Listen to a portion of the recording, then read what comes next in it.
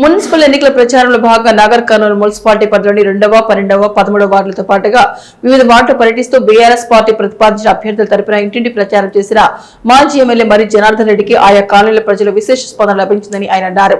ఈ సందర్భంగా మాజీ ఎమ్మెల్యే మాట్లాడుతూ తెలంగాణ స్వరాష్ట్రం కోసం తన ప్రాణాలను కూడా లెక్క చేయకుండా ఎన్నో పోరాటాలు ఉద్యమాలు చేసి తెలంగాణ స్వరాష్ట్రాన్ని సాధించిన మాజీ ముఖ్యమంత్రి కేసీఆర్ ఉమ్మడి పాలనలో ఎంతో వెనుకబడిపోయిన తెలంగాణ రాష్ట్రాన్ని 10 సంవత్సరాల తన పాలనలో రాష్ట్రంలోని సామాజిక వర్గాల ప్రజలతో పాటుగా రాష్ట్రాన్ని అన్ని విధాలుగా అభివృద్ధి ప్రదము తీర్చిదిద్దిన ఘనత మాజీ సీఎం కేసీఆర్ దేనని, నాగర్ కర్నూలు నూతన జిల్లాగా ఏర్పరచుకుని జిల్లా కేంద్రానికి కావాల్సినటువంటి జిల్లా కలెక్టర్ సముదాయ నిర్మాణం, జిల్లా పోలీస్ సముదాయ నిర్మాణంతో పాటుగా మెడికల్ కాలేజీ నిర్మాణం, అన్ని అంగులతో కూడిన పర్యాటక కేంద్రంగా తీర్చిదిద్దిన మినీ ట్యాంక్ బండ్ నిర్మాణం, మిషన్ కాకతీయ పథకంతో చెరువులు, కుట్రాలను పునర్నిర్మాణం చేసి రైతులకు సాగునీరు అందించడం, మిషన్ భగీరథ పథకంతో ప్రజలకు తాగునీరు అందించడం, పట్టణ కేంద్రంలో గల్లీ గలీన సీసీ రోడ్లు, అండర్ డ్రైనేజ్, వీధి దీపాల ఏర్పాటుతో పాటుగా అన్ని సామాజిక వర్గాలకు కావాల్సిన విధంగా వివిధ కమ్యూనిటీ భవన నిర్మాణాలు లాంటి ఎన్నో అనేక అభివృద్ధి కార్యక్రమాలు గత బీఆర్ఎస్ ప్రభుత్వంలోనే జరిగాయని, ఈ కాంగ్రెస్ పార్టీ ప్రభుత్వం ఏర్పడినాక ఈ జిల్లాకు కానీ ఈ నియోజకవర్గానికి కానీ ఎలాంటి నిధులు కేటాయించకపోవడంతో పాటుగా కొత్తగా ఎలాంటి అభివృద్ధి కార్యక్రమాలు చేపట్టలేదని, గత అసెంబ్లీ ఎన్నికల్లో 6 గ్యారెంటీలు 420 హామీల పేరుతో ప్రజలకు మాయమాటలు చెప్పి దొడ్డిదారిన ఓట్లు దండుకొని గద్దెనెక్కిన ఈ కాంగ్రెస్ ప్రభుత్వ నాయకులు 2 ఏళ్లు గడిచిపోయినా ఇప్పటికీ అటు రాష్ట్రంలో కానీ ఇటు జిల్లాలో కానీ ప్రజలకు ఇచ్చిన హామీలను ఏవీ నెరవేర్చడం అతగాని ఈ కాంగ్రెస్ ప్రభుత్వానికి ఆ నాయకులకు ఈ మున్సిపల్ ఎన్నికల్లో బీఆర్ఎస్ పార్టీ కారు గుర్తుకు ఓటు వేసి గెలిపించి కాంగ్రెస్ నాయకులకు ప్రజలే తగిన బుద్ధి చెప్పి వారిని బొంద పెట్టాలని ప్రజలను కోరారు.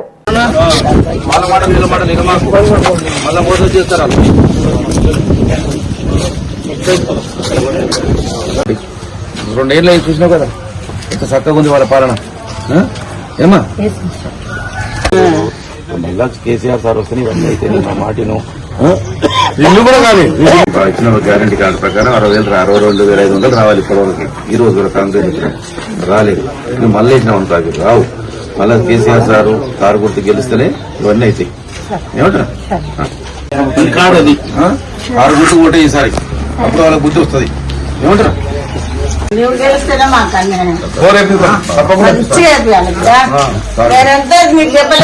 చెప్పి అన్ని వద్దు నేను కారు గుర్తుండాలి ఈ పక్కన నేను ఆ పక్కన పెట్టలేదు. అందుకే మళ్ళీ కారు గుర్తుకు పెట్టేస్తే వాళ్ళకి వాద పెట్టినట్టు అవుతుంది. నువ్వు చెప్పు నిద్ర మళ్ళీ రావాలి. మనం వస్తే వాళ్ళు ఇవన్నీ హామీలు ఇచ్చి ఒక్కటి కూడా ఇవ్వాలి. సరే ఏమంటారా కారు గుర్తు కారు గుర్తుకి కారు గుర్తు ఏమంటారా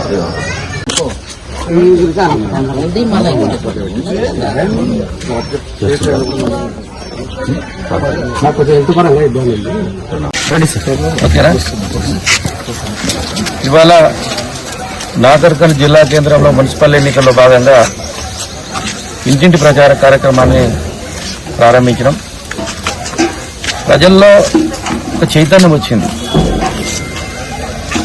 కొన్ని మాయ మాటలు, కల్లబల్లి మాటలు, అమలు కాని హామీలు, ఇదిగో వచ్చి అదిగో వచ్చి అని అన్ని అమలు కాని హామీలు ఇచ్చి మేము నమ్మినమయ్యా. మంచిగా ఉన్నటువంటి పాలనను కేసీఆర్ గారు ఉన్నప్పుడే బాగుండే. మీరు ఇంత మంచి డెవలప్మెంట్ చేశారు. కందనూరులో అండర్ గ్రౌండ్ డ్రైనేజ్ కావచ్చు, సీసీ రోడ్లు కావచ్చు, మెడికల్ కాలేజ్ కావచ్చు, ఇవన్నీ జిల్లా కేంద్రం కావచ్చు, 1,00,000 ఎకరాలకు సాగునీరు కావచ్చు, గ్రంథాలయం కావచ్చు, టౌన్లో ఆదర్శంగా చేసినటువంటి టౌన్ ని కొన్ని మాయమాటలు, కొన్ని శక్తుల వల్ల మేము నమ్మి మోసపోయినాం.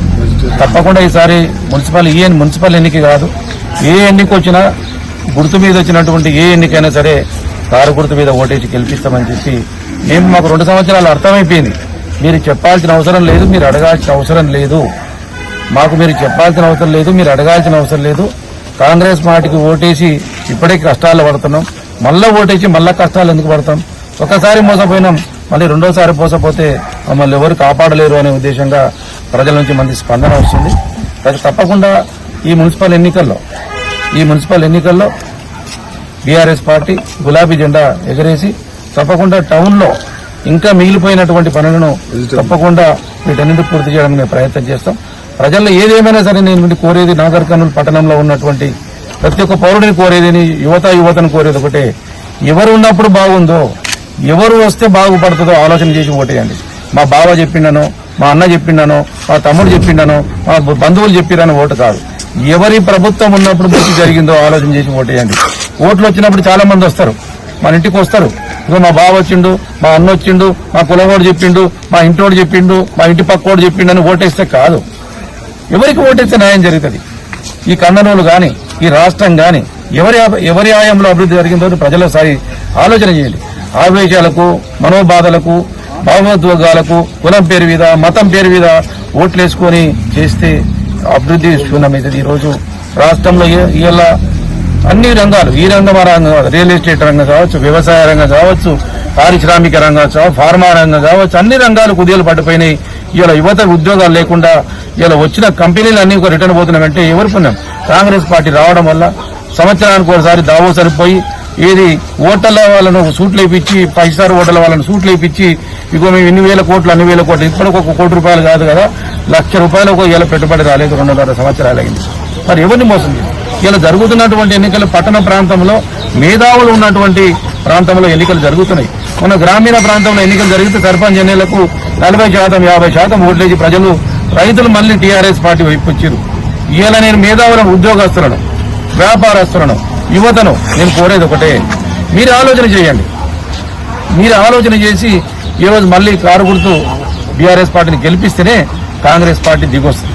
వాళ్ళ హామీలను మన ఇంటికి వస్తే లేదు, మళ్లీ మోసపోయినాం. మొన్న 2 సంవత్సరాల కింద మోసపోయినాం. మళ్లీ అదే జెండా, మళ్లీ అదే కండువా, మళ్లీ అదే ముఖాలు, మళ్లీ వచ్చి మిమ్మల్ని మోసం చేస్తుంటే, మీరు అదే ముఖాలు ఒకప్పుడు మోసం చేసినాయి, మళ్ళీ అదే ముఖాలు పెట్టుకొని వచ్చి మీ ముందరికి వచ్చి ఓటేస్తే మనల్ని ఎవరు కాపాడతారు? ముఖం మారలేదు, కండవ మారలేదు, పాలన మారలేదు. వాళ్ళకు ఓట్లేస్తే మనకు న్యాయం జరగదు. న్యాయం జరగాలి. ఇలా మంచి కాజగాడు పెట్టుకుంటాం, మంచి నమ్మి నా పని చేయకపోతే తీసేస్తాం. ఇలా నమ్మిరు, మోసపోయినాం, మంచిగా పని చేయడం పక్కన పెడితే మళ్ళీ వాళ్ళు చక్కగా వచ్చి మరి పని చేసే అవకాశం ఉంటుంది. కాబట్టి ఆలోచన చేసి ఓటేసి ఇలా టీఆర్ఎస్ పార్టీకి మద్దతు పలకాల్సిందిగా ఇలా కందనూరులోని ప్రజలను మనస్ఫూర్తిగా నేను కోరుకుంటున్నాను. Thank you.